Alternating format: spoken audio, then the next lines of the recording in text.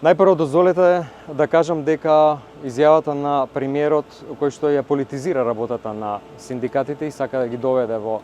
врска со делувањето на не само Социјалдемократскиот сојуз или со било која политичка партија, навистина представува навреда и понижување не само за синдикатите, туку и за сите работници во Република Северна Македонија. Сметам дека од една страна тоа е обид да се дефокусира вниманието на граѓаните и јавноста од навистина големите скандали кои што се случуваат веќе на почетокот на работата на владата, би рекол една ужасна неспособност на тимот на Мицкоски да се справи со сите предизвици. Ако владата на Социјалдемократскиот сојуз на Македонија можеше да најде пари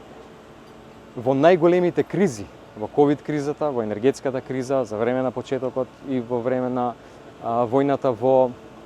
Украина, навистина сметам дека приказни за мали деца или изговор е тоа да се каже дека во буџетот нема пари.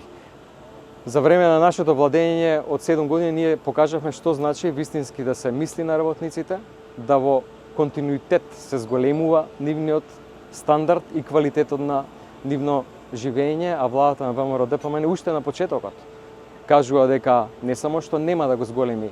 квалитетот на живот, туку напротив ќе го намалува со тоа што кажува дека не може да најдат пари за